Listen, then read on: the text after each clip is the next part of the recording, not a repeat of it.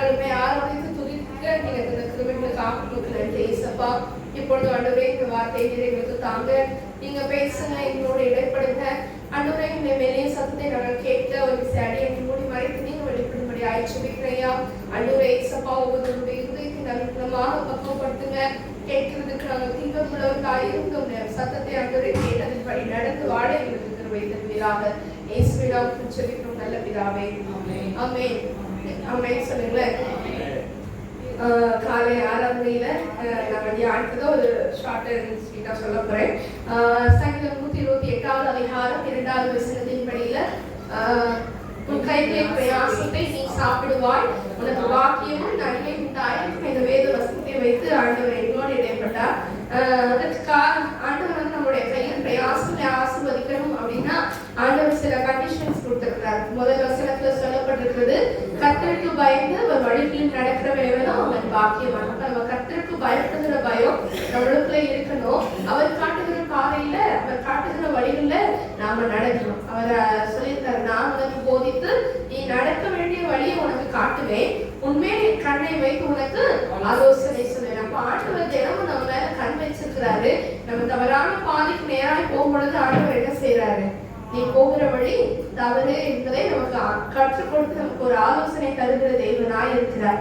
அதே போல அடுத்த காரியமாய் நம்ம கர்த்தருடைய வேதத்தில் பிரியமாய் இருந்து இரவும் பகலும் அவருடைய வேதத்தில் தியானமாய் இருக்கிற மனுஷன் பாக்கியவான். அப்ப அடுத்த காரியம் முதல்ல வந்து கர்த்தருக்கு பயந்து அவர் வழிகள்ல நடக்கணும். அடுத்த காரியம் கர்த்தருடைய வேதத்துல நம்ம தியானமா இருக்கணும். இரவும் பகலும் அவருடைய வேதத்துல தியானமா இருக்கும்போது ஆண்டவர் என்ன செய்யறாருன்னா நம்ம கையில் பிரயாசங்களை ஆசீர்வதிக்கிறார். இந்த சங்கீதம் 1வது அதிகாரம் 1வது வசனத்துல வாசிக்கும் பொழுது, அவர் நீர்க்கால்களின் ஓரமாய் நடப்பட்டு தன் காலத்தில் தன் கனியை தந்து இணையுதராக இருக்கிற மரத்தை போல இருக்கிறான். அவன் செய்வதெல்லாம் வாய்க்கும். அப்ப நம்ம என்ன செய்தாலும் வாய்க்க வேண்டும் என்று சொன்னா நம்ம கர்த்தருடைய வேதத்துல பிரியமாய் இருக்கணும். இரவு பகல் அதை தியானிக்கும் போதே ஆண்டவருடைய வழி எது அப்படிங்கிறது ஆண்டவர் நமக்கு கற்றுக் கொடுத்து விடுவார். அடுத்த ஒரு காரியங்களை பார்த்தோம், நம்ம தாராளமா மற்றவங்களுக்கு கொடுக்கணும். மற்றவங்களுக்கு கொடுக்கும் பொழுது நம்மளுடைய இருதயம் என்ன செய்யக்கூடாதா, விசனப்படக்கூடாது. கஷ்டப்பட்டு நம்ம வந்து மற்றவங்களுக்கு நல்லது செய்யக்கூடாது. நம்மளுடைய சகோதரன் யாராவது அவசர தேவைகள் இருந்தாங்கன்னா அவங்க அவசர தேவைக்கு நம்ம எப்படி கொடுக்கணுமா, தாராளமா கொடுக்கணும். அது நிமித்தமா ஆண்டவர் என்ன செய்வாராம், நம்மளுடைய கையின் பிரயாசங்களை ஆசீர்வதிப்பேன்னு சொல்லி உபாகம் 15வது அதிகாரத்துல வாசிக்கும் பொழுது 7வது வசனத்துல இருந்து வாசிச்சோம்னா அந்த காரியங்கள் இருக்கு. இன்னும் 15வது அதிகாரம் 11வது வசனத்தை வாசிக்கும் பொழுது நம்ம தேசத்துல யாராவது எளியவங்க, யாராவது கஷ்டப்படுறவங்க இருந்தாங்கன்னா நம்ம கைகளை தாராளமா திறந்து அவங்களுக்கு கொடுக்கணுமா. அப்ப ஏழை திறந்துறவன் கர்த்தருக்கு கடன் கொடுக்கிறான், அவன் கொடுத்ததை அவர் திரும்ப அவனுக்கு கொடுப்பார் என்று நீதிமொழிகள்ல பார்ப்போம். அடுத்த ஒரு காரியம், கைகள்ல சுத்தம் இருக்கணும். சங்கீதம் 24வது அதிகாரத்துல வாசிக்கும் போது அந்த வசனத்தை வாசிப்போமா, சங்கீதம் 24வது அதிகாரம் 4ல இருந்து 6 வசனத்தை வாசிக்கும் போது, கைகளில் சுத்தம் உள்ளவனும் இருதயத்தில் மாசில்லாதவனுமாய் இருந்து ஆத்மாவை மாயைக்கு ஒப்புக்கொடாமலும் கபடாய் ஆணையிடாமலும் இருக்கிறவனே அவன் கர்த்தரால் ஆசீர்வாதத்தையும் தன் ரட்சிப்பின் தேவனால் நீதியையும் பெறுவான். இதுவே அவரை தேடி விசாரித்து அவருடைய சமூகத்தை நாடுகிற யாக்கோபு என்னும் சந்ததி.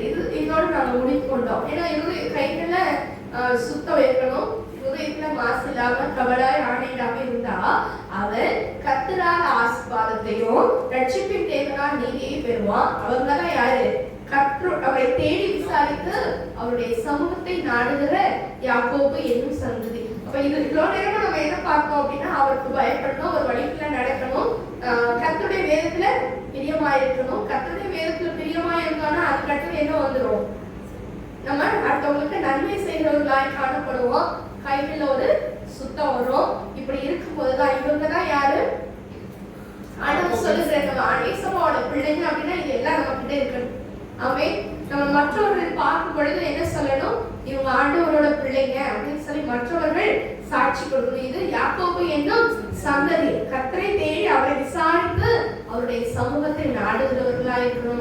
முழங்கால்கள் கர்த்தருடைய சமூகத்துல எப்படி இருக்கணும், முழங்கால் படிட்டு என்ன பண்ணணும்? ஜெபிக்கிற பிள்ளைகளா இருக்கணும். ஆண்டவரே நீர் எங்களுக்கு வழிகாட்டுங்க, எங்களை நடத்துங்க, உங்களுடைய பாதையை காட்டுங்க, செமையான பாதையை என்னை நடத்துங்க அப்படின்னு சொல்லி ஆண்டவருடைய சமூகத்தை நம்ம விசாரிக்கிறவர்களா இருந்தோம் அப்படின்னா ஆண்டவர் நம்ம என்ன பண்ணுகிறவரா இருக்கிறாரா?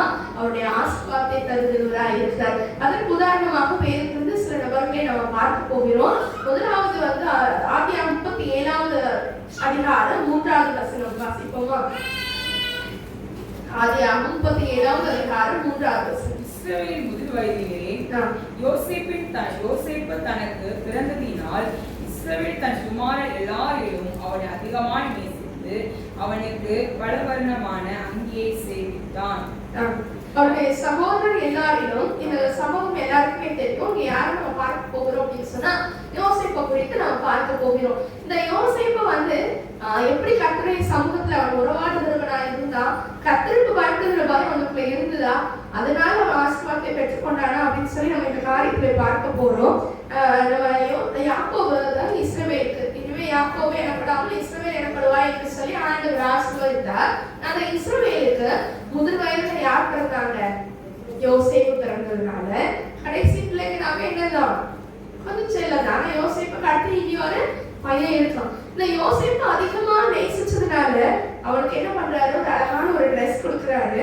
4வது வசனத்துல பாத்தீங்கன்னா அவருடைய சகோதரர் எல்லாரும் அவன் தங்கள் தகப்பன் அதிகமாய் நேசிக்கிறதை அவன் சகோதரர் கண்ட போது அவனோட பட்சமாய் பேசாமல் அவனை பகைத்தார்கள். அப்ப வந்து இந்த சகோதரர்களுக்குள்ள என்ன இல்ல, நம்ம தம்பி தான் அப்படிங்கிறது இல்ல. இப்ப நம்ம பிள்ளைங்களுக்கு நம்ம சொல்லிக் கொடுக்குறது என்ன?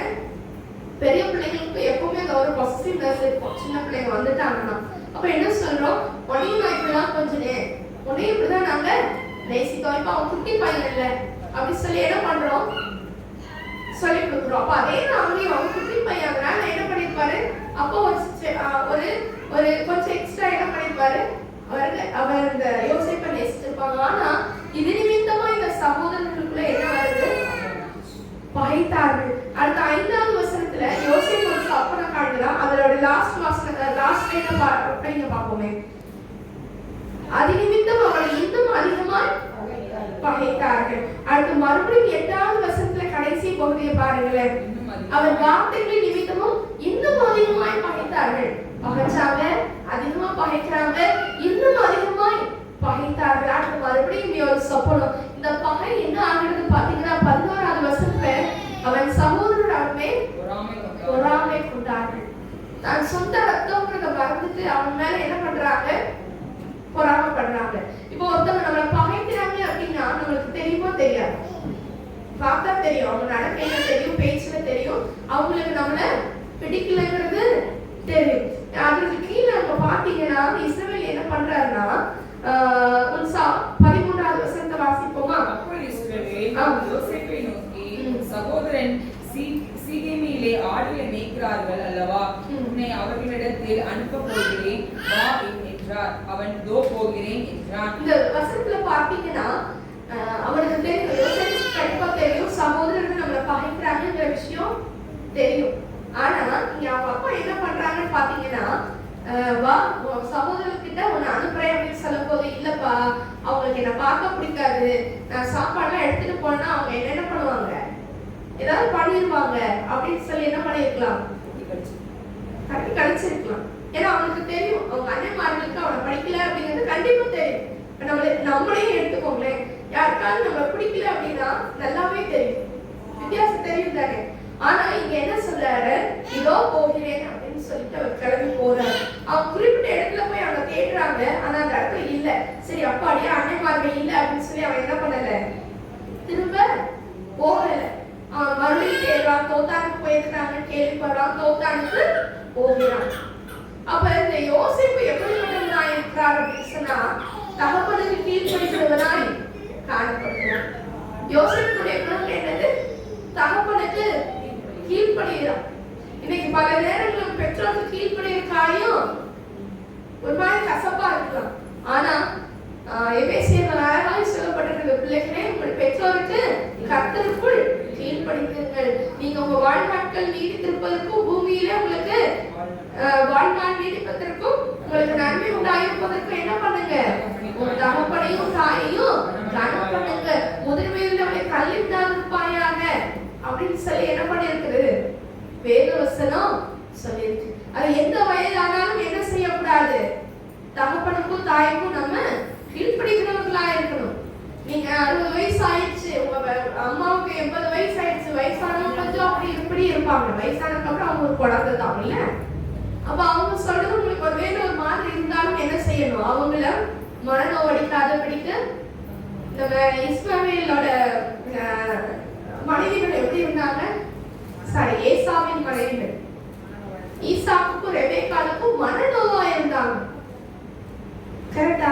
மனநோவாய் நம்ம என்ன பண்ணக்கூடாதா, இருக்கக்கூடாது. முதல் வயதானாலும் சரி, எவ்வளவு வயதானாலும் அவங்களுக்கு கீழ்ப்படிந்து இருக்கணும். இந்த யோசேப்பு என்ன செய்கிறவராய் காணப்படுகிறார், கீழ்ப்படிந்து நடக்கிறார், போறாரு, சொத்தானுக்கு போறாரு, சகோதரர்களை பார்க்கிறார், அவர் கொண்டு வந்து கொடுக்கிறார். அங்க நடக்கிற சம்பவங்கள் எல்லாருக்குமே தெரியும். என்ன பண்றாங்க, அவனை தூக்கி புளியில தூக்கி போடுறாங்க, அவனோட ட்ரெஸ்ஸை கழட்டிட்டாங்க, அதை கழட்டி அப்பாவுக்கு அனுப்பிட்டாங்க. அந்த பக்கம் ஒரு பக்கம் கொலை பண்ணலாம்னு நினைச்சாலும் ரூபன் என்ன பண்றாரு, தடுக்கிறாரு. கடைசியா எகிப்தியர்களுக்கு வெற்றி போட்டாங்க. ஆமே. இப்ப அப்பாவோட அன்பும் இல்ல, வேற ஒரு தேசத்துக்கு போயாச்சு. 39வது அதிகாரம் 2வது வசனத்தை வாசிப்போமா. கர்த்தர் யோசேப்போட இருந்தார், அவன் வாரி சித்தி உள்ளவனானான், அவன் எகிப்தியனாகிய தன் எஜமானுடைய வீட்டிலே இருந்தான். கர்த்தர் அவனோடு இருக்கிறார் என்றும் அவன் செய்கிற யாவையும் கர்த்தர் வாய்க்க பண்ணினார் என்றும் அவன் எஜமான் கண்டு. அவன் செய்கிற யாவையும் என்ன பண்ணாரா, வாய்க்க செய்தார். இன்னைக்கு நம்ம கையில் பிரயாசங்கள் ஆசீர்வதிக்கப்படலை அப்படின்னா இதுவும் ஒரு காரணம் தான். பெற்றோருக்கு என்ன பண்ணணும், கீழ்ப்படிந்து இருக்கணும். அதுக்கு என்ன காரியமோ அதுக்கு வந்து தடையான காரியங்கள் வரலாம். அப்ப என்ன பண்ணுவாரு, ஏசப்பா உங்களோடவே இருப்பாங்க. ஏசப்பாவுக்கு பிடிச்ச மாதிரி அவர் வழிகளை நம்ம நடக்கும் பொழுது கர்த்தர் யோசேப்போட இருந்த தேவன் இன்னைக்கு நம்ம கூடவும் இருப்பார். ஆமென் சொல்லுங்களேன். நான் உனக்கு போதித்து நீ நடக்க வேண்டிய வழியை உனக்கு காட்டுவேன்னு சொன்ன ஆண்டவர் நம்ம கூட இருந்துதான் என்ன பண்ணுவாரு, வழி காட்டுவார். ஆமென் சொல்லுங்களேன். அப்ப அந்த வழி காட்டும் போது அவர் நம்ம கூடவே இருந்து யோசேப்போட பாருங்களேன், கர்த்தர் யோசேப்போட இருந்தார். நம்ம கூட ஆண்டவர் இருந்துட்டாலே போதும், நம்ம காரியம் சுத்தி உள்ளவர்கள் தான். நம்ம எதை செய்தாலும் அந்த ஆண்டவர் என்ன பண்ணுவாரு, வாய்க்க பண்ணுவார். அவன் நிற்காலின் ஓரமாய் நடப்பட்டு தன் காலத்தில் தன் கனியை தந்து இளையவராக இருக்கிற மரத்தை போல இருப்பான். அவன் செய்வதெல்லாம் வாய்க்கும். இன்னைக்கு ஆண்டவர் நம்ம கூட இருந்தார்னா நாம நிற்காலின் ஓரமாய் நடப்பட்ட வரும் கனிகளை தருவோம். நம்ம என்ன செஞ்சாலும் அது வாய்க்கும். ஆமென் சொல்லுங்களேன். அப்ப யோசேப்பு செய்கிற எல்லாத்தையும் ஆண்டவர் என்ன பண்றாரு, வாய்க்க பண்றாரு. அவன் செய்கிற யாவையும் கர்த்தர் வாய்க்க பண்ணுகிறார். அவன் என்ன செஞ்சாலும் வாய்க்க பண்ணுகிறார். யார் பார்த்தாங்க, எஜமான் பார்த்தாங்க. இன்னைக்கு நம்ம எந்த இடத்துல இருந்தாலும் சரி, நாம செய்கிறத ஆண்டவர் வாய்க்க பண்ணுவாரு அப்படிங்கிறது நம்மளுடைய எஜமான அறிவிக்கணும். ஆமென் சொல்லுங்களேன். நம்மளை பார்க்கிறவங்க இவங்க தொட்டதெல்லாம் ஆசீர்வாதம் தான் சொல்லி மற்றவங்க சொல்லணும். நம்ம தொட்டதெல்லாம் ஆசீர்வதிக்கப்படணும்னா என்ன செய்யணும், கர்த்தருக்கு பயந்து அவர் வழியில நடக்கணும். இரவு பகல் அவருடைய வேதத்துல தியானமா இருக்கணும். இருதயத்துல சுத்தம் வேணும். கைகள்ல என்ன இருக்கக்கூடாது, கைகள்ல சுத்தம், இருதயத்துக்குள்ள மாசு இல்லாம இருக்கணும். ஆண்டவர் விரும்புகிற இடம்ன்றது பரிசுத்தமான ஒரு இடம். நம்ம இருதயம் பரிசுத்தமா இருந்தாதான் ஆண்டவர் நமக்குள்ள என்ன பண்ண முடியும், வாசம் பண்ண முடியும்.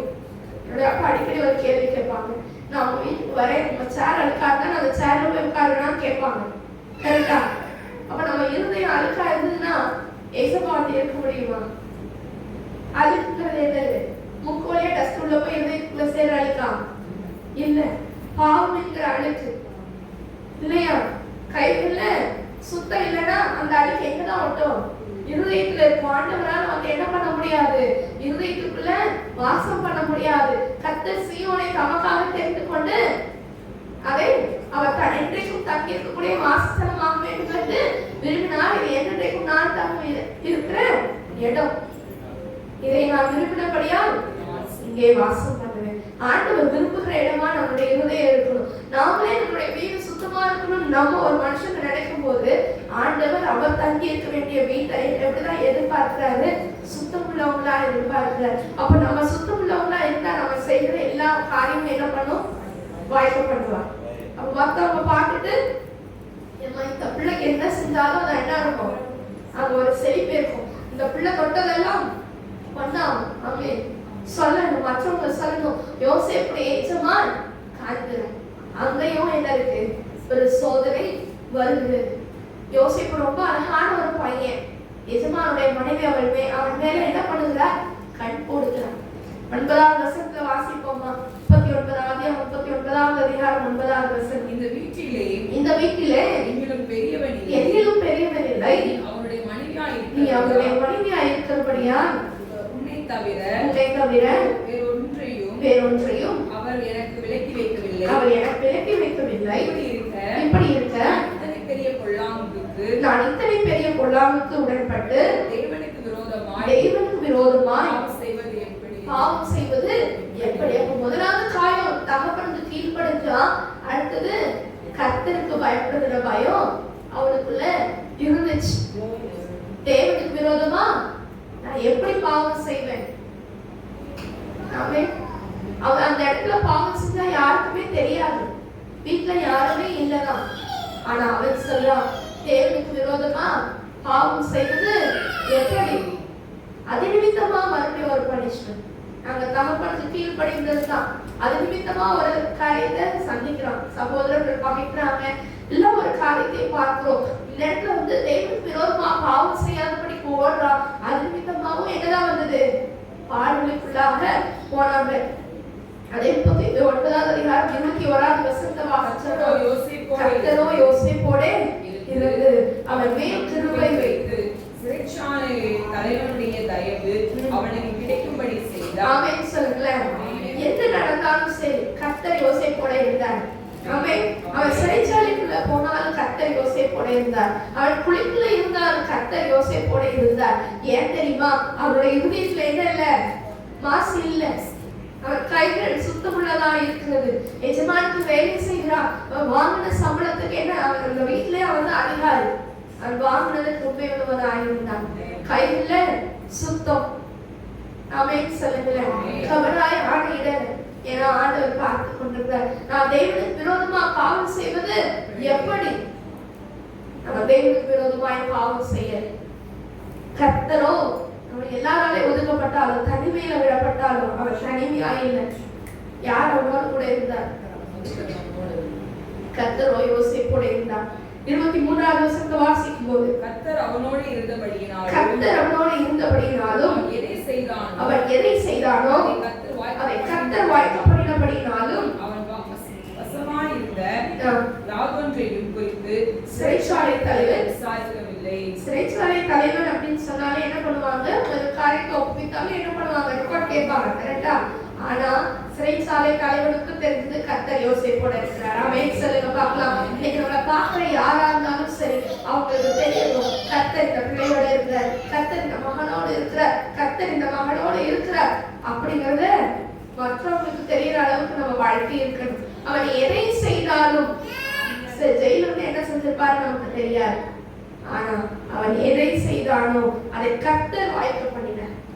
ஆமென் சொல்லுங்களேன். இன்னைக்கு நீங்க எதனாலும் செய்யலாம். வேலைக்கு போயிட்டு இருக்கலாம், இல்ல என்ன பண்ணலாம், ஒரு தொழில் செய்து கொண்டிருக்கலாம், என்ன வேணாலும் நீங்க செய்யலாம். எதை செய்தாலும் கர்த்தர் அதை வாய்க்க பண்ணணும். ஆமென் சொல்லுங்களேன். நீங்க வேலைக்கு போனா அந்த வேலையை ஆண்டவர் உங்களுக்கு வாய்க்க பண்ணினாதான் நீங்க நிம்மதியா கரெக்டா வேலை செய்ய முடியும். ஆமென். ஒரு வேலை ஸ்தலத்துல என்ன வரலாம்? பிரச்சனை வரலாம். உங்களுக்குள்ள என்ன வேணும்? கர்த்தருக்கு விரோதமா நான் பாவம் செய்வது எப்படிங்கிற ஒரு கேள்வி உங்களுக்குள்ள என்ன பண்ணணும்? சொல்லுங்க. இருந்துட்டே இருக்கணும். கர்த்தருக்கு விரோதமா நான் பாவம் செய்வது எப்படி? அடுத்தது 39வது அதிகாரம் வாசிக்கிறோம். அடுத்து 41வது அதிகாரம் 39வது வசனத்தை வாசிப்போமா? பின்பு பார்வோன் யோசேப்பை நோக்கி, இவைகள் எல்லாவற்றையும் உனக்கு வெளிப்படுத்தி இருக்கிறபடியால் உன்னை போல விவேகமும் ஞானமுள்ளவன் வேறொருவனும் இல்லை. இந்த இடத்துல பாருங்களேன், பார்வோன் சொல்றார். அதுக்கு பின்புதான் நடந்த சம்பவங்கள் எல்லாம் தெரியும். 2 பேர் சிறைச்சாலைக்கு வராங்க. அவங்களுடைய கனவுடைய அர்த்தத்தை யோசேப்பு சொல்றாரு. சொன்னதுக்கு அப்புறம் என்ன நடந்துச்சு? பார்வோன் 2 வருஷம் கழிச்சு சொப்பனத்தை பார்க்கிறாரு. அதை என்ன பண்றாங்க? ஆண்டவர் நம்ம யோசேப்புக்கு வெளிப்படுத்துகிறார். அப்ப பார்வோன் சொல்றாரு, தேவன் இவை எல்லாவற்றையும் உனக்கு வெளிப்படுத்தி இருக்கிறபடியால். யார் வெளிப்படுத்தினாங்க? தேவன். தேவன் ஏன் வெளிப்படுத்தினாரு? சொல்லுங்களேன். தேவன் எங்க இருந்தார் வெளிப்படுத்துறதுக்கு? யோசேப்போட தான் இருந்தாரு. நம்ம ஆபிரகாமுடைய பகுதியில வாசிக்கும் பொழுது அவர் நான் செய்ய போறேன், என் மகனுக்கு நான் மறைக்க மாட்டேன்னு சொல்லிட்டு தான் சோதோம் குமாரா அழிக்க போறேன்னு சொல்லிட்டு போவார். கரெக்டா? அப்ப ஆண்டவர் செய்ய போகிற காரியத்தை அவருக்கு பிரியமான பிள்ளைகளுக்கு என்ன பண்றாராம் சொல்லிடுறாரு, முன்னாடியே சொல்றாரு. அப்ப இந்த யோசேப்புக்கு என்ன பண்றாரு, தேவன் எல்லாமே வெளிப்படுத்தினார் பார்வோன் சொல்லிட்டு, உன்னை போல விவேகம் ஞானம் உள்ளவன் வேற ஒருவனும் இல்லை. ஆமென் சொல்லுங்க பார்க்கலாம். இப்ப யோசேப்பை பார்த்து சொல்றாரு, உன்னை போல ஒரு அறிவானவர், உன்னை போல ஒரு ஞானம் உள்ள மனுஷன் இந்த வேற ஒருத்தருமே கிடையாது.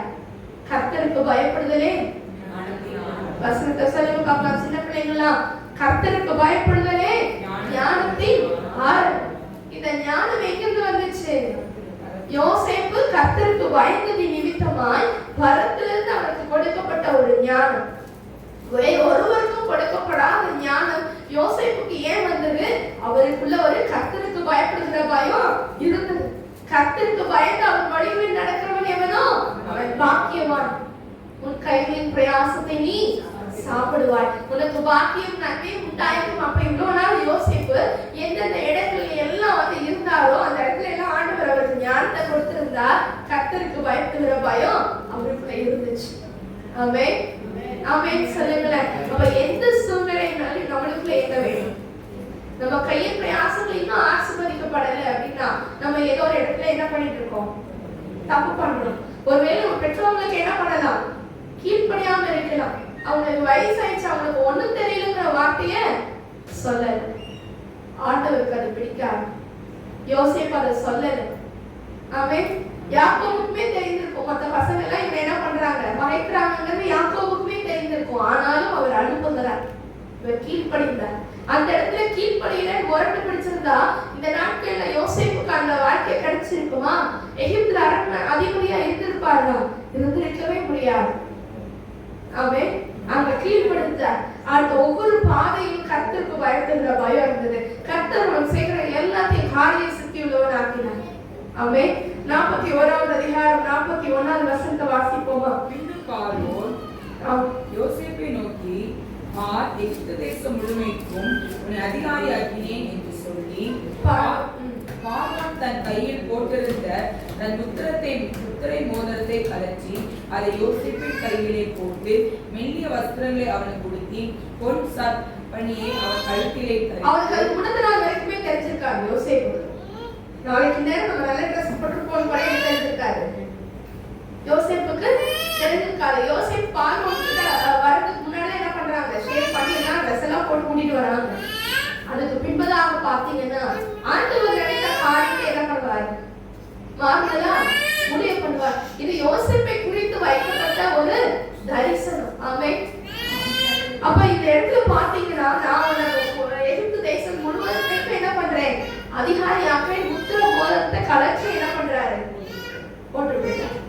அந்த முத்திரை மோதிரம் தான் ராஜாவோட அங்கீகாரம்.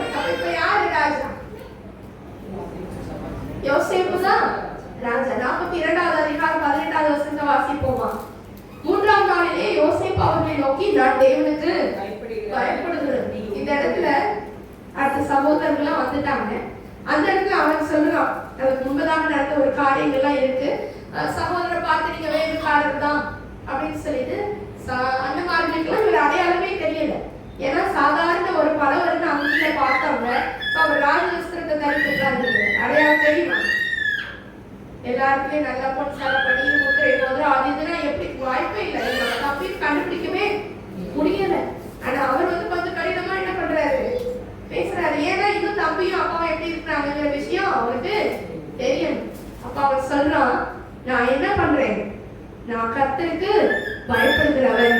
நீங்க உயிரோட இருக்கணும்னா ஒண்ணு செய்யுங்க, நீங்க லிஸ்திரானா சகோதரனாக உங்களில் ஒருவர் காவல் கூடத்தில் கட்டிருந்திருக்கட்டும், மற்றவங்க புறப்பட்டு குடும்பத்துக்கு தானியத்தை கொண்டு போய் கொடுத்துட்டு உங்க இளைய சகோதரனை அழைத்து கொண்டு வாருங்க அப்படின்னு சொல்ற. அவனுக்கு தெரியும் இவங்க நிச்சயங்கிறது யாருக்கு தெரியும், யோசேப்புக்கு தெரியும். ஆனா அவனுக்கு என்ன வேணும், இப்ப யோசேப்புக்கு தான் தம்பிய பார்க்கணும். இப்ப தானியத்தை கொடுத்து விட்டுட்டா அவங்க கொண்டு போயிடுவாங்க. அதுக்கப்புறம் மறுபடியும் அண்ணமார்களோட போனா கண்டிப்பா என்ன பண்ணும், யோசேப்புக்கு தெரியும். அப்ப அதனால அவர் சொல்ற, நான் தேவனுக்கு பயப்படுறேன், உங்களை என்ன பண்ண மாட்டேன், ஒன்றும் செய்ய மாட்டேன், நீங்க போயிட்டு உங்க தம்பியை கூட்டிட்டு வாங்க அப்படின்னு சொல்லி விடுகிறார். அவனுக்கு என்ன பண்ணுறாங்க, அவங்க அண்ணன்மார்களை கடினமா நடத்தினாலும் அந்த இடத்துல என்ன இருக்கு, கர்த்தருக்கு பயப்படுகிற பயம் இருக்கு. அவன் சொல்லுங்களேன். அடுத்த ஒரு காரியத்தை பார்க்கிறோம். 45வது அதிகாரம் 4வது வசனத்தை வாசிப்போம். 45வது அதிகாரம் 4வது வசனம். அப்பொழுது யோசேப்பு என்கிட்டே வாருங்கள் என்றான். அவர்கள் கிட்ட போனார்கள். அப்பொழுது அவர், நீங்கள் எகிப்துக்கு போகிறவரிடத்தில் விற்று போட உங்கள் சகோதரனாகிய யோசேப்பு நான் தான். இந்த இடத்துலலாம் வந்து யோசேப்பு வந்து நான் தான் உங்க சகோதரன்னு சொல்லுகிறார். அழுகிறார், ரொம்ப அழுகிறார். என்ன பண்றாரு, ரொம்ப அழறார். கரெக்டா? இப்போ இந்த இடத்துல ஆண்டவர் பாத்தீங்கன்னா எதிரிகளை நம்ம தாவீதுக்கு பாத்தீங்கன்னா சவுலை வந்து கையிலேயே கொடுப்பாரு. ஆனா சவுல் என்ன செய்ய மாட்டாரு, கர்த்தரால் அபிஷேகம் பண்ணப்பட்டவங்க மேல நான் கை போட மாட்டேன்னு சொல்லுவார். அந்த மாதிரி எல்லா சூழ்நிலையும் ஆண்டவருக்கு தெரியும். நம்மளுக்கு ஒரு காலத்தை என்ன பண்ணி வச்சிருப்பாரு. நம்மளை பகைச்சவங்க, நம்மளை எதிரியா பார்த்தவங்க, நம்மளை தூஷித்து பேசினவங்க நம்ம கையில ஒரு நாள் கொடுப்பாரு. அப்ப நம்ம என்ன செய்யறோங்கிறத முக்கியம். ஆமென். இந்த இடத்துல வந்து சகோதரர்களாக யோசேப்புக்கு சொல்லப்பட்ட தரிசனங்கள் நிறைவேறுகிறது.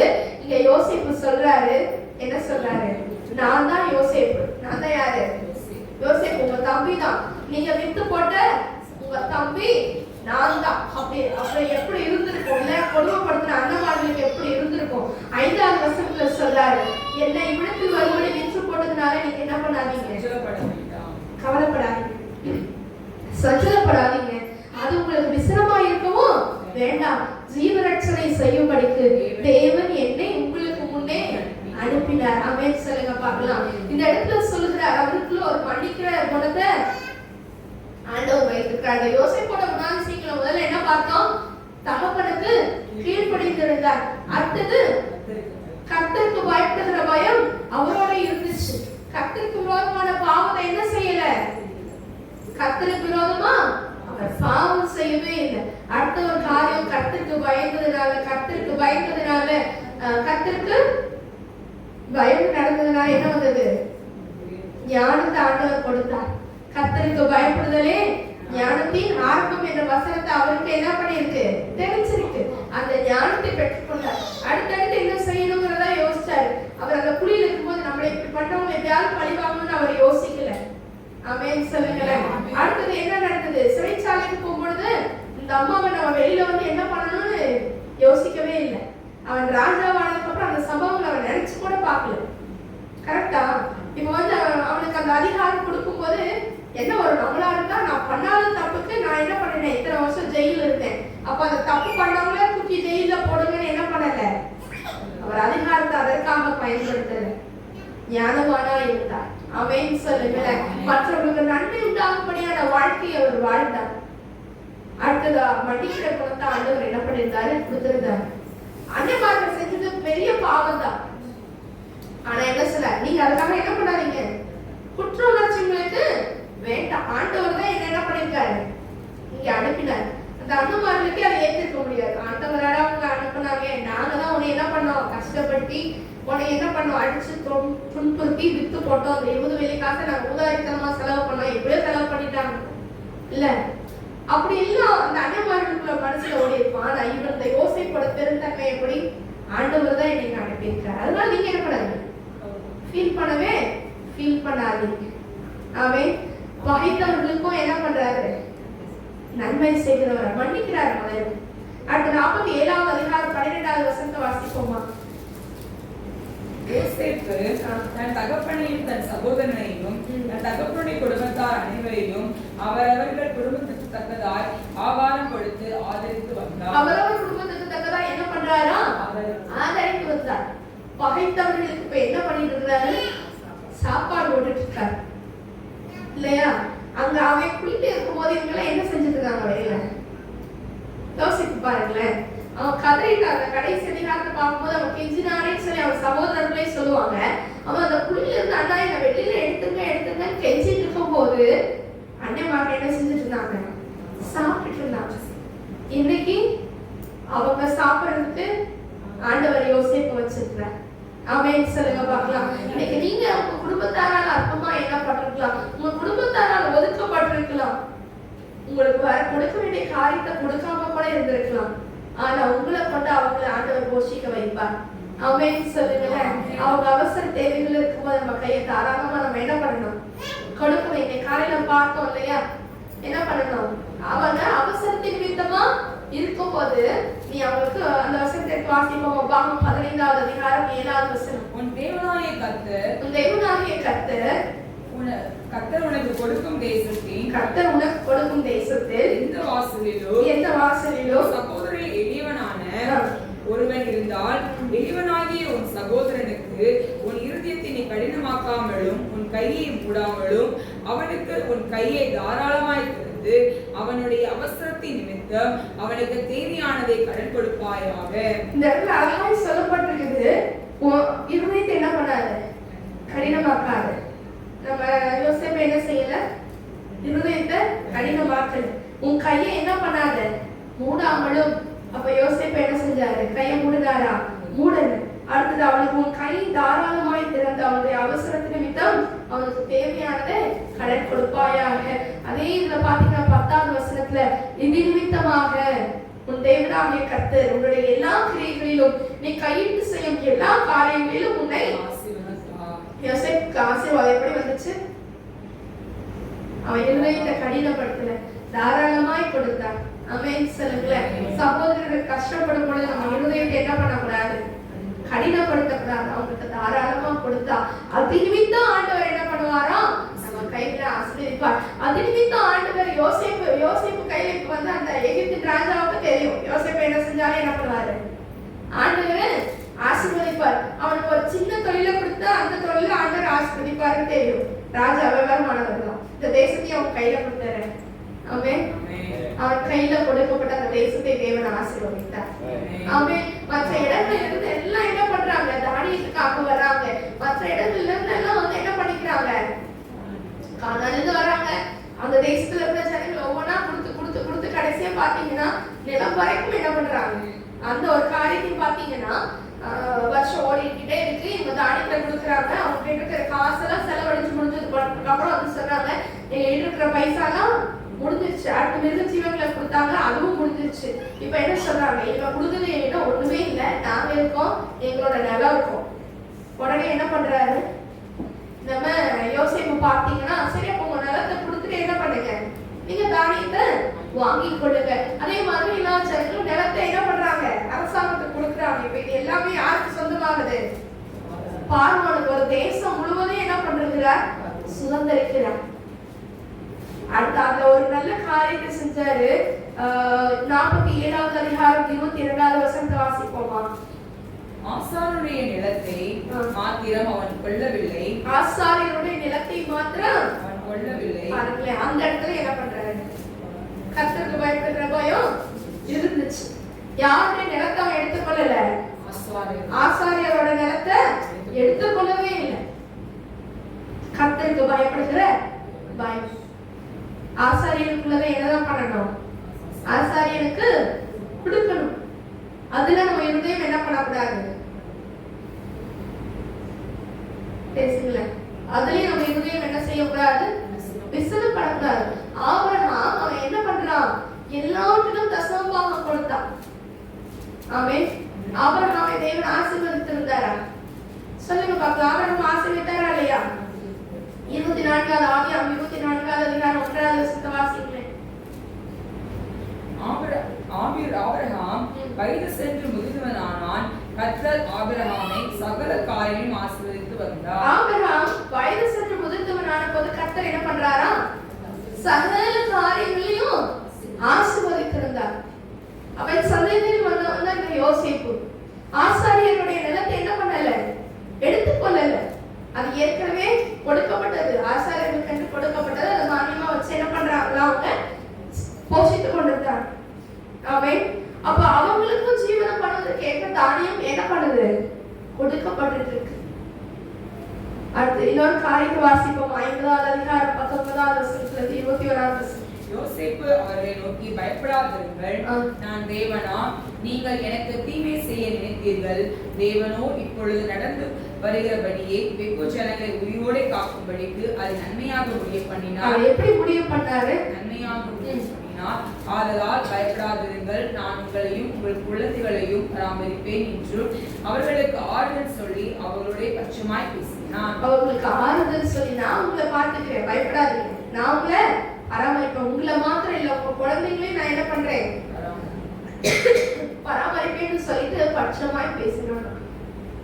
இதே பட்சம் தகப்பன் அவன் பட்சமாய் பேசுறதுனால இவன் என்ன பண்றாங்க, சகோதரர்கள் பகைத்தார்கள். இப்ப இவங்களுக்கு பட்சமாய் பேசுறதுக்கு யார் வச்சிருக்கிறார்? ஆண்டவர் யோசேப்பை வச்சு ஆறுதல் தருகிறார். தீமைக்கு தீமை செய்யாதபடிக்கு, பழிக்கு பழி வாங்காம தீமைக்கு பதிலாக நன்மை செய்கிறவராய் தேவன் அவர்களை என்ன பண்ணி வச்சிருக்கிறாரு? யோசேப்பை வச்சிருந்தார். ஆமென் சொல்லுங்க பார்க்கலாம். யோசேப்போட உதாரணங்கள் என்னன்னா, முதல் காரியம் தகப்பனுக்கு சொல்லுங்க, பிள்ளைங்களா சொல்லுங்க பார்க்கலாம். பெற்றோருக்கு கீழ்ப்படிந்திருந்தார். அடுத்தது கர்த்தர் யோசேப்போட இருந்தார். கர்த்தருக்கு விரோதமா பாவம் செய்யவே இல்லை. அடுத்தது கர்த்தருக்கு பயப்படுகிற பயம் யோசேப்புக்குள்ள இருந்தது. அடுத்தது மன்னிக்கிற குணம். தீமைக்கு தீமை செய்யாம என்ன செஞ்சாரு? தீமைக்கு தீமை செய்யாம சொல்லுங்களேன், மன்னிக்கிற குணம். எல்லாம் சேர்ந்து பாடு பாடுறோம். உன் கைகளின் பிரயாசத்தை நீ சாப்பிட்டு திருப்தியாக எல்லாம் சேர்ந்து பண்ணலாமா? உன் கைகளின் பிரயாசத்தை சாப்பிட்டு திருப்தியாக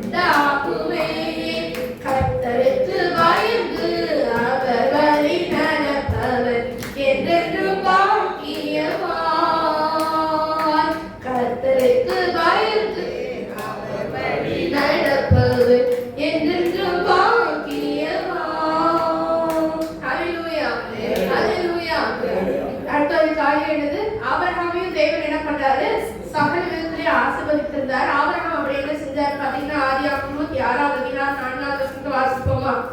ஆபிரகாம் என் சொல்லுக்கு கீழ்ப்படிந்து என் விதிகளையும் என் கற்பனைகளையும் என் நியமங்களையும் என் பிரமாணங்களை கைக்கொண்டபடியினால் என்னென்னலாம் செஞ்சிருக்கிறாரு? கர்த்தருக்கு கீழ்ப்படிந்திருக்கிறாரு. கர்த்தருடைய விதிகள், கற்பனைகள், நியமங்கள், பிரமாணங்கள் எல்லாத்தையும் என்ன பண்ணியிருக்கிறாரு?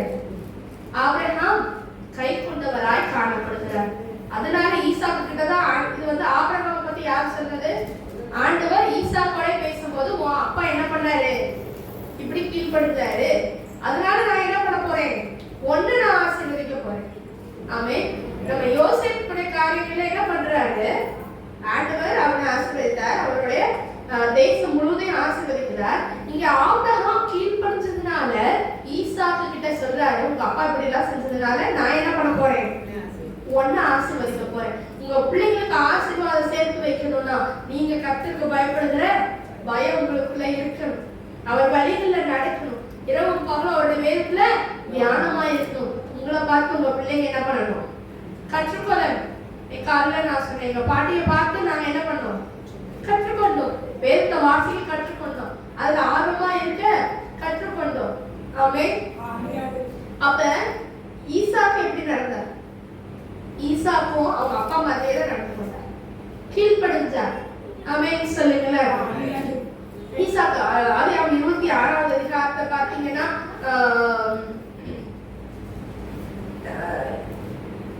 2வது வசனத்துல கர்த்தர் அவனுக்கு தரிசனமாகி, நீ எகிப்துக்கு போகாமலும் நான் உனக்கு சொல்லும் தேசத்திலே குடியிரு. இங்கேயும் அதே சொல்றாரு, நீ எகிப்துக்கு போகாது, நான் சொல்ற தேசத்துல குடியிரு. அதே மாதிரியே அவர் என்ன பண்றாரு? ஈசாக்கு கேரார் ஊர்ல இருக்கிறார். கேரார்ன்ற ஒரு ஊர்ல இருக்கிறார். அதுல தங்கி இருக்கும் போதுதான் ஆண்டவர் சொல்றாரு, ஆபிரகாமும் இந்த மாதிரி இடத்துல கீழ்ப்படுத்தாரு. அதனால நான் ஆசீர்வதிக்க போறேன் அப்படின்னு சொல்லியாச்சு. அப்ப வந்து ஈசாக்கு என்ன, அப்பா கீழ்படிஞ்சாங்க, அப்பா எனக்காக ஆசீர்வாதத்தை வாங்கி வச்சுட்டாங்கன்னு சொல்லிட்டு இருக்கல, அவரும் என்ன பண்றாரு, கீழ்படுகிறார். அதே இடத்துல இருக்கிறார். அவர் என்ன பண்ணல, பஞ்சத்துக்கு பயந்து ஓடி போகல. ஆமென் சொல்லுங்களேன். ஆபிரகாமின் நாட்கள்ல உண்டான பஞ்சம் இல்லாம இப்படி ஒரு பஞ்சம் வந்துருச்சு. ஆண்டவர் சொல்றாரு, நான் இருக்கிற சொல்ற இடத்துல நீ இருன்னு சொல்றாரு. அந்த இடத்துல இருக்கிறாரு. அந்த இதுல பாத்தீங்கன்னா 12வது வசனத்தை, ஈசாக்கு அந்த தேசத்தில் விதை விதைத்தான், கர்த்தர் ஆசீர்வதித்ததினால் அந்த வருஷத்தில் 100 மடங்கு பலன் அடைந்தான். பாருங்க, இந்த இடத்துல பஞ்சம் தேசத்துல கொடியதா இருக்கு. ஆனா ஆண்டவர் சொன்னது நீ இந்த இடத்துல தான் இருக்கணும்னு. ஈசாக்கு அந்த இடத்துல இருக்கிறாரு. சாப்பிடணும்ல, பஞ்சம் இருந்துட்டு போட்டு என்ன பண்றாரு, விதைய போடுறாரு. கர்த்தர் அவனை ஆசீர்வதித்ததினால் அந்த வருஷத்துல எத்தனை மடங்கு பலன், 100 மடங்கு பலன். கர்த்தருடைய ஆசீர்வாதம் இருந்துச்சுன்னா அங்க ஐஸ்வர்யம் இருக்கும். அவன் ஐஸ்வர்யவானாகி வர வர விருத்தி அடைந்து மகா பெரியவனானான். அவன் தங்கி இருக்கிற அந்த தேசத்துல மகா பெரியவன் யாரு, ஈசாக்கு. கீழ்ப்படிந்தான். பெற்றவங்களுக்கும் கீழ்ப்படியணும், கர்த்தருக்கும் கீழ்ப்படிந்து இருக்கணும். அவனுக்கு ஆட்டு மதியம் மாட்டு மதியம் அநேக பணிவிடைக்காரரும் இருந்ததுனால பெலிஸ்தர் என்ன பண்றாங்க, அவன் மேல பொறாமப்பட்டாங்க. அவன் யோசிப்பு மேலேயும் என்ன வந்துச்சு, பொறாமை. ஈசாக்கு மேலேயும் என்ன வருது, பொறாமை வருது. ஆனா என்ன செய்யறாரு, அதுக்கு கீழே எல்லாம் வாட்சிக்கும் பொழுது பொறாமப்பட்டதுனால என்ன பண்றாங்கன்னா அவனுடைய வேலைக்காரன் எடுத்துக்கிறவங்க எல்லாம் கூத்து மணினால் நிரப்பி போட்டாங்க. அவனுடைய ஆசீர்வாதத்தை தடுக்கிறதுக்காக அந்த ஊற்றுக்களை எல்லாம் என்ன பண்றாங்க, மணினால் நிரப்பி போட்டாங்க. அடுத்து இவர் என்ன பண்றாரு, அடுத்து தோண்டுகிறார், அங்க வாக்குவாதம். அடுத்து மறுபடியும் தோண்டுகிறார், அங்கேயும் வாக்குவாதம். கடைசியா என்ன பண்றாங்க, ரெகோபோத் ஆண்டவர் வச்சிருந்தாரு, அதை குறித்து யாரும் என்ன செய்யல, வாக்குவாதம் பண்ணவே. இதை குறித்து காலையில ஒரு செய்தியாய் நம்ம பார்த்திருந்தோம். ஆமென் சொல்லுங்களேன். அங்க வந்து கர்த்தர் வந்து ராத்திரியில என்ன பண்றாரு, தரிசனமாகி தேவன் பயப்படாதே, நான் உன்னோடு கூட இருந்து என் ஊழியக்காரனாகிய ஆபிரகாம் நிமித்தம் உன்னை ஆசீர்வதித்து உன் சந்ததியை பெருக பண்ணுவேன். அதே போல ஈசாக்கு என்ன பண்றாரு, ஆண்டவர் பெருக பண்ணுகிறார், ஆசீர்வதித்தார். அவன் என்ன செஞ்சாலும், அவன் எங்க தோன்றினாலும் ஆசீர்வாதம். பஞ்ச காலம் தேசத்துல பஞ்சம் இருக்கிறது. ஆனா ஆண்டவர் என்ன செய்கிறார், ஆசீர்வதித்தார். ஆமென் சொல்லுங்க பார்க்கலாம். என்ன நடந்ததோ கர்த்தருக்கு கீழ்ப்படிந்து இருந்தார். அதனால மத்தவங்க வந்து அடிக்கணும்னு நினைச்சாலும், மத்தவங்க இவன் ஆசீர்வாதமா இருக்கக்கூடாது, இவன் பெரியவனாயிட்டான், இவன் வளரக்கூடாது, வளர்ச்சியை தடை செய்யணும் நினைச்சாலும் கர்த்தர் ஈசாக்கோட இருந்து அவன் என்ன செஞ்சாலும் என்ன செய்யறாரு, வர வர விருத்தி அடைகிறான். ஆமென் சொல்லுங்க பார்க்கலாம். வர வர என்ன பண்றான், விருத்தி அடைந்து அவன் கனிகளை அவன் பெரியவனாகிட்டே இருக்கிறான். யோசேப்போட வாழ்க்கையில் அவனும் கனிகளை தர மத்தவங்க எல்லாருக்கும் போஷிப்பதற்கு ஏற்ற அளவுக்கு ஆண்டவர் அவனை ஆசீர்வதித்தார். இந்த இடத்துல ஈசாக்கும் அதே வாழ்க்கையில அதே சந்ததியில வந்தாதான் நம்ம யோசேப்பு. ஆமென் சொல்லுங்களேன். 24வது அதிகாரம் 63வது வசனத்துல பார்த்தோம் அப்படின்னு சொல்லி பாத்தீங்கன்னா, அவன் தியானம் பண்ணுகிறவனாய் காணப்படுகிறான். ஈசாக்கு சாயங்கால வேளையிலே தியானம் பண்ண வெளியே போயிருந்து தன் கண்களை ஏறெடுத்து பார்த்தபோது ஒட்டகங்கள் வர கண்டான். அந்த இடத்துல எதுக்காக வெளியில போறாராம், தியானம் பண்றதுக்காக. அவர் காத்திருந்தார். ஈசாக்கு என்ன பண்றாரு, காத்திருந்தார். அவன் பெற்றவங்க பார்க்கிற பொண்ணுக்காக என்ன பண்ணிட்டு இருக்கிறாரு, காத்திருக்கிறார். இஸ்மவேல் அந்த இடத்துல என்ன பண்றாங்க, இஸ்மவேல் என்ன பண்றாங்க, அந்த இடத்துலயே வனாந்தரத்துக்கு துரத்தி விடப்பட்டாங்க. அவங்க கல்யாணம் பண்ணாங்க, அதோட அவங்களுடைய காரியங்கள் முடிஞ்சிச்சு. ஆனா இங்க ஈசாக்கு அவங்க அம்மா இல்ல, இப்ப அவங்க இருதயம் துக்கப்பட்டிருக்குது. சாயங்கால வேலையில தியானம் பண்றதுக்காக வெளியில போயிருக்கான். அப்ப ஆபிரகாம் அனுப்பின காரியம் என்னவாகுது, இந்த எலியேசர் சொல்லுவார், கர்த்தர் என் காரியத்தை வாய்ப்பு பண்ணாரு அப்படின்னு அறியணும்னா எனக்கு இந்த அடையாளம் தான் நடக்கணும். ஈசாவுக்காக ஆண்டவர் அந்த இதே என்ன பண்றாரு, வாய்ப்பு பண்ணுகிறார். ஆமென். ஆபிரகாம் செல்வ சீமானா இருந்தார், ஈசாக்கு எதிலே குறைஞ்சு போகல. ஆமென். அப்பாவோட ஆஸ்தியிலேயே வாழ்ந்து முடிக்கல, உழைத்தார்.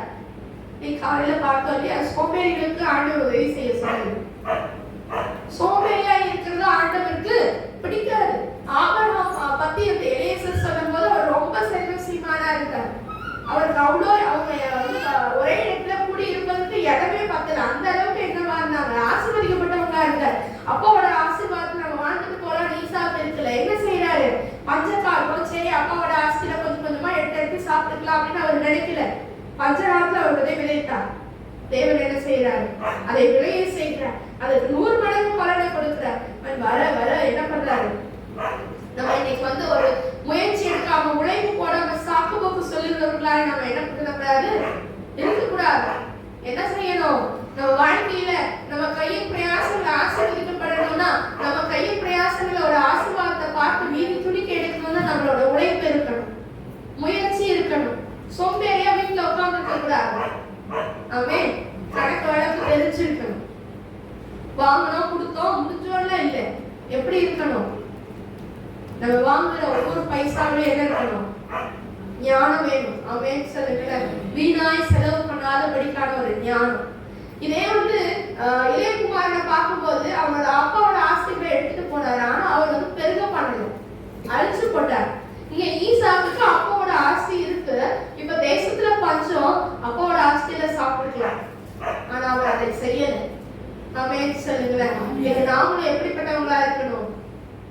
சம்பளத்தை வாங்கிட்டு வந்தாலே கையில காசு இருக்கு, அதை செலவு பண்ணிடலான்னு என்ன பண்ணக்கூடாது, இருக்கக்கூடாது.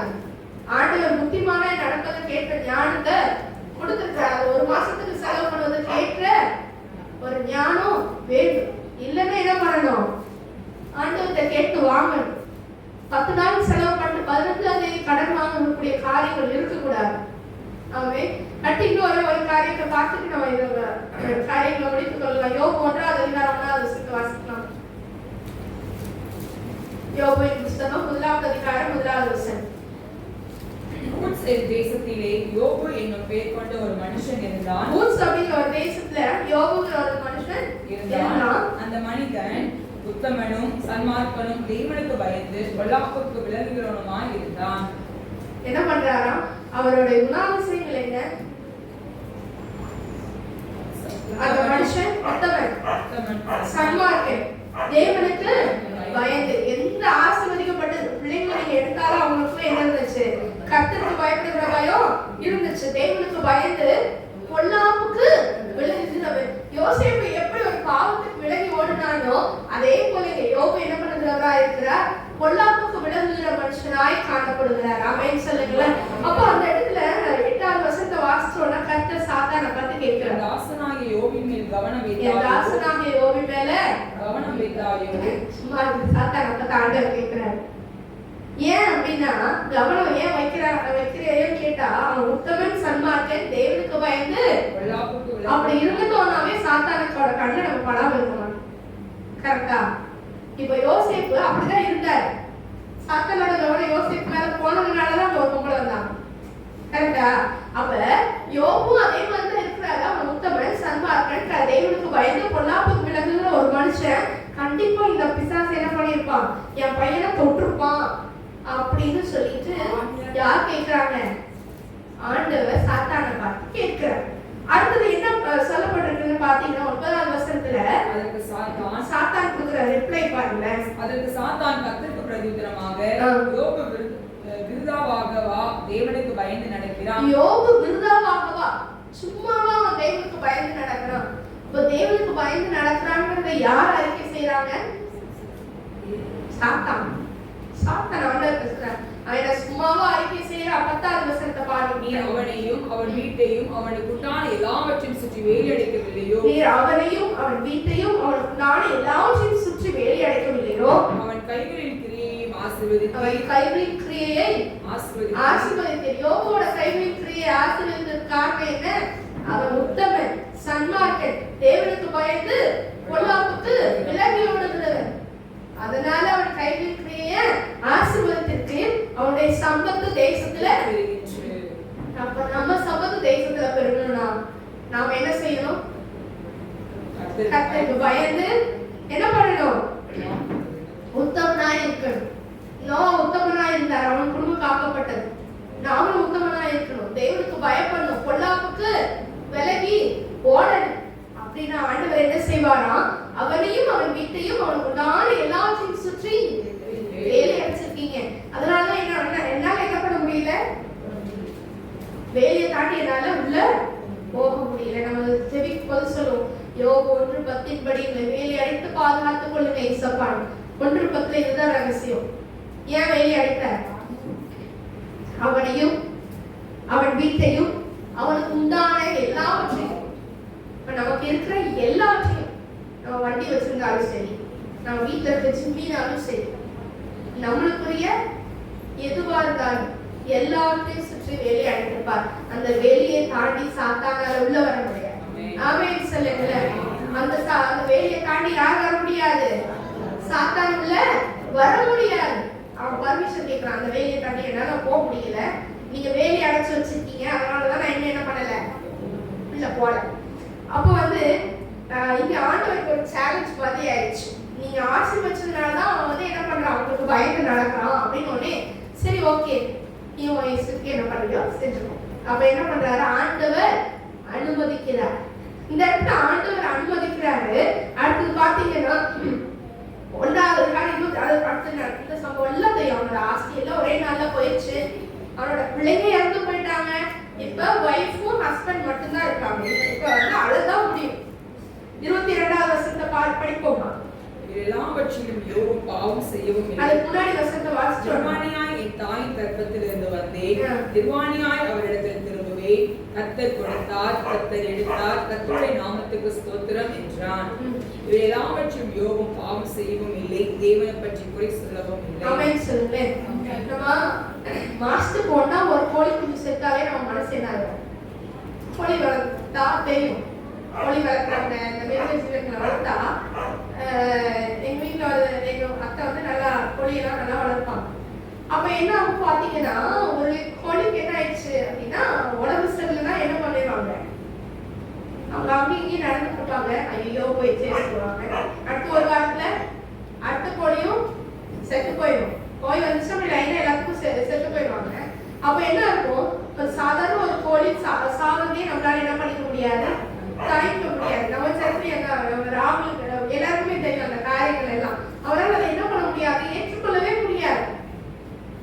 ஆனா இவனுக்கு பாருங்களேன், அந்த 2வது வசனத்துல வாசிச்சோம்னா, அவனுக்கு 7 குமாரன், 7 பையங்க, 3 பொண்ணுங்க, 7000 ஆடு.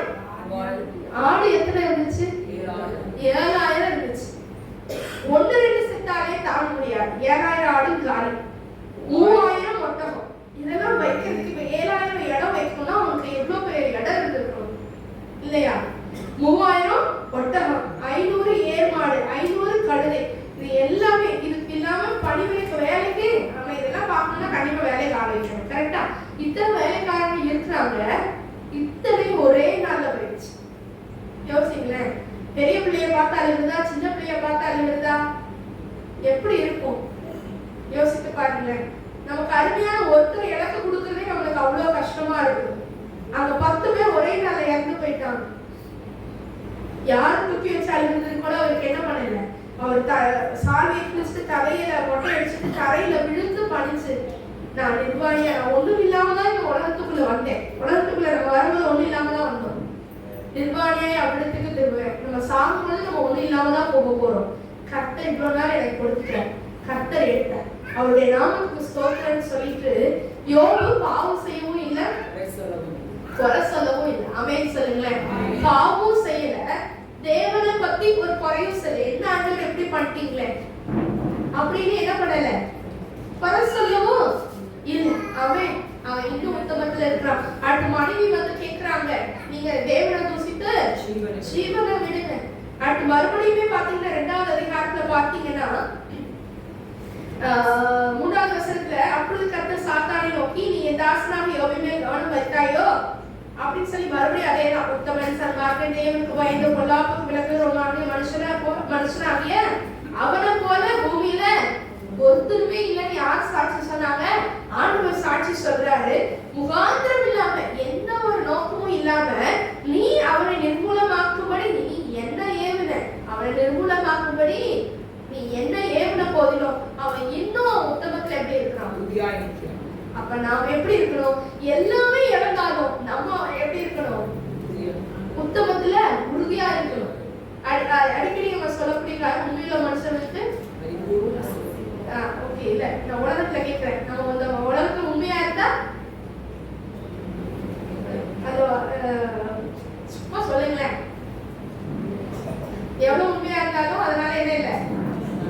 காலமே இல்லை. சொல்லுவோமா இல்லையா? சொல்லிருக்கீங்களா சொல்லலையான்னு எனக்கு தெரியல. உண்மைக்கு காலம் இல்லைன்னு சொல்லுங்க. கரெக்டா? உண்மைக்கு காலம் இல்லை. ஆனா இந்த ஆண்டவர் சொல்றாரு, நீ அப்படி சொன்ன, நீ என்ன ஏவுன, இப்ப ஆனாலும் என்ன பண்றான்?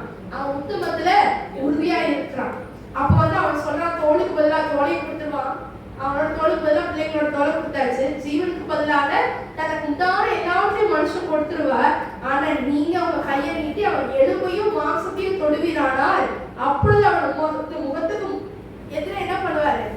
தூஷிக்கானோ இல்லையோன்னு பாரும் அப்படின்னு சொல்றாரு. ஆண்டவருக்கு சேலஞ்ச் பண்றாரு. ஆண்டவர் என்ன பண்றாரு? அதையும் அனுமதிக்கிறார். ஆனா ஜீவனை மட்டும் என்ன பண்ணிடு? விட்டு. அந்த இடத்துல என்ன பண்றாரு? மனைவி வந்து இன்னும் யாரு உத்தமத்துல இருக்க, நீ இந்த கஷ்டப்படுறதுக்கு நீ செத்தே போகலாம் அப்படி சொல்ற. நன்மை கர்த்தருடைய கையிலிருந்து நன்மையை பெற்றனா தீமையும் பெற வேண்டாமோன்னு சொன்னார். அந்த இடத்துல அவர் என்ன செய்யல? பாவம் செய்யவே இல்லை. நான் அதே யோபு, அவருடைய முடிவு பாருங்க. யோபு 42வது அதிகாரம் 8வது வசனத்தை வாசிப்போமா? ஆதலால் நீங்கள் 7 காளைகளையும் 7 ஆட்டுக்கடாக்களையும் தெரிந்து கொண்டு என் தாசனாகிய யோபு 7வது வசனம். கர்த்தர் இந்த வார்த்தைகளை யோபோடே பேசின பின் கர்த்தர் தேமானியனான எலிப்பாசை நோக்கி, உன்மேலும் உன் 2 சிநேகிதர் மேலும் எனக்கு கோபம் கொள்கிறது. என் தாசனாகிய யோபு பேசினது போல நீங்கள் என்னை குறித்து நிதானமாய் பேசவில்லை. என் தாசனாகிய யோபு பேசினது போல நீங்கள் என்னை குறித்து எப்படி பேசலையா? நிதானமாய் பேச. அப்ப நம்ம பேசுற பேச்சுல என்ன வேணும்? நிதானம் வேணும். நிதானமா என்ன பண்ணணும்? பேசணும். அவசரமா அது இதுன்னு பேசிடக்கூடாது. கரெக்டா? எதை செய்தாலும் அனுமதிப்பதெல்லாம் நன்மைக்காக. அவர் நடத்தக்கூடிய பாதைகளும் நன்மைக்காக தான். அதினதின் காலத்துல நேர்த்தியாய் செய்கிற தேவன் அதினதின் காலத்துல நமக்கு நேர்த்தியாய் எல்லாவற்றையும் வாய்க்க பண்ணுவார். நம்ம கையின் பிரயாசங்களை வாய்க்க பண்ணுவார். எதை செஞ்சாலும் அது காரியம் வாய்ப்படுகிற தேவன். ஆமே. இதே 42வது அதிகாரம் 10வது வசனத்தை வாசிப்போம். யோபு தன் சிநேகிதனுக்காக வேண்டுதல் செய்தபோது கர்த்தர் அவன் சிறையிருப்பை மாற்றினார். யோபுக்கு முன்னிருந்த எல்லாவற்றையும் பார்க்கிலும் இரட்டத்தனையாய் கர்த்தர் அவனுக்கு தந்தருளினார். இரட்டத்தனையா ஆண்டவர் என்ன பண்ணாரு? தந்தனார். அதே மாதிரி 7 குமாரர் 3 குமாரத்திகளை கொடுத்தாரு. யோபுக்கு முன்னாடி என்ன இருந்துச்சோ அதை காட்டிலும் 2 மடங்கு. அங்க 7000 ஆடுகள்னு பார்க்கலாம். 12வது வசனத்தை வாசிக்க பார்க்கலாம். கர்த்தர் யோபின் முன்னிலைமையை பார்க்கலாம், அவன் பின்னிலைமையை ஆசீர்வதித்தார். 14000 ஆடு. எத்தனை ஆடு? 14000 ஆடு. அங்க எத்தனை ஆடு இருந்துச்சு? 7000. அப்படியே 1வது அதிகாரத்தை எடுத்துக்கலாமா? 1வது அதிகாரத்துல ஃபர்ஸ்ட் 7000 ஆடு. இங்க பின்னிலைமையில 14000 ஆடு. அங்க 3000 ஒட்டகம். இங்க எத்தனை ஒட்டகம்? 6000 ஒட்டகம். 500 கழுகு ஏர் மாடு. இங்க எவ்வளோ? 1000 ஏர்கள். அங்க 500 கழுதை. இங்க 1000 கழுதை. அப்ப அங்க சொல்லப்பட்ட எல்லாத்துலயும் டபுள். கரெக்டா? ரெண்டுத்திலேயே ஆசீர்வதிக்கிறதுனா இதுதான். ஏற்கனவே இருந்தது காட்டிலும் டபுள் தான். யோபு எப்படி பேசல? தன் நாவினால் பாவம் செய்யல, உத்தமனா இருக்கான், தேவனுக்கு பயந்து பொல்லாப்புக்கு விலகுகிறவனாய் காணப்பட்டான். இன்னைக்கு நாமளும் அப்படிதான். எந்த ஒரு பாவத்துக்கு நம்ம என்ன செய்யக்கூடாது? உடன்படாம இருந்தோம்னா நம்ம ஆண்டவர் என்ன பண்ணுவார்? இரட்டத்தனையான ஆசீர்வாதத்தினால ஆசீர்வதிப்பார். யோசேப்பு எந்த பாதையில போனாலும் அனுமதிக்கப்பட்ட காரியங்கள் யோசேப்பினுடைய வாழ்க்கையில, அவன் சிறைச்சாலைக்கு போனான், குழியில தள்ளப்பட்டான், ஆண்டவர் அதை எல்லாத்தையும் அனுமதித்தார். இங்க யோபுக்கு ஆண்டவர் எதையெல்லாம் அனுமதித்தார்? எல்லாத்தையும் இழந்த சொத்து சுகம் எல்லாத்தையும் இழந்தான். ஆஸ்தியை இழந்தான், பிள்ளைகளை இழந்தான், மிருக ஜீவன்களை இழந்தான், சுகத்தை இழந்தான், எல்லாவற்றையும் இழந்தான். ஆண்டவர் அந்த காரியத்தை அனுமதித்தார். எல்லாம் நன்மைக்காக, எதுவுமே தீமைக்காக அல்ல. ஆண்டவர் எல்லாவற்றையும் பார்த்து கொண்டே இருக்கிறார். நம்ம கையின் பிரயாசங்களை அவர் ஆசீர்வதிப்பார். ஈசாக்கை ஆசீர்வதித்த தேவன் நம்மளையும் ஆசீர்வதிப்பார். எல்லாரும் எழுந்திருக்கலாம். அனுமதித்ததெல்லாம் நன்மைக்காக, நடத்திடும் பாதைகளும் நன்மைக்காக. அனுமதித்ததெல்லாம் நன்மைக்காக, நடத்திடும் பாதைகளும் நன்மைக்காக. அவிரவின் காலத்தில் நேர்த்தியாய் செம்மையாய் எனக்காக யாவர்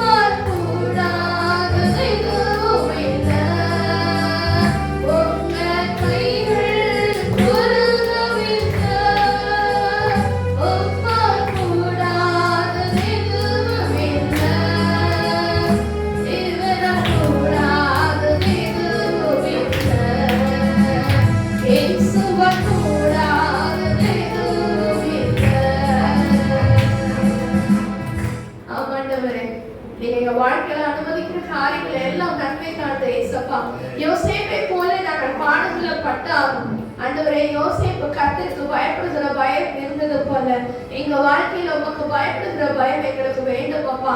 யோசேப்பு மற்றவர்களை மன்னித்தது போல, தங்களை பகைத்தவர்களை மன்னித்தது போல நாங்களும் எங்களை நேசிக்காதவர்களே நாங்கள் நேசிக்கணும், எங்களை வெறுக்கிறவர்களே நாங்கள் நேசிக்கணும், எங்களை பகைக்கிறவர்களே நாங்கள் மன்னிக்கத்தக்கதான இருதயத்தை நீங்க தாங்க ஏசப்பா.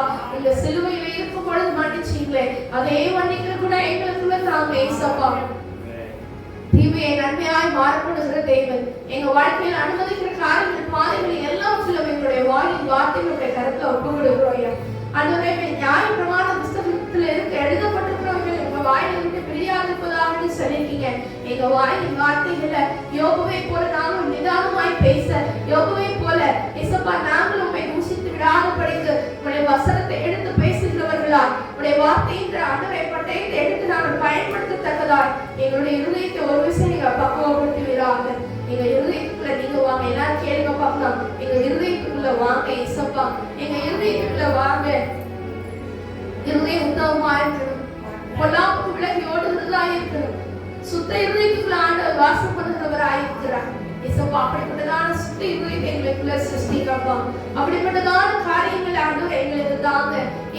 எங்க கையின் பிரயாசங்களை இன்னும் நாங்க ஆசீர்வாதத்தை பார்க்கலன்னா நாங்க சீர்தூக்க வேண்டிய இடங்களை சீர்தூக்கி பார்க்க, ஆண்டவரே நாங்கள் சரி செய்ய வேண்டிய இடங்களை நாங்கள் சரி செய்ய எங்களுக்கு கிருபை செய்யுங்க இசப்பா.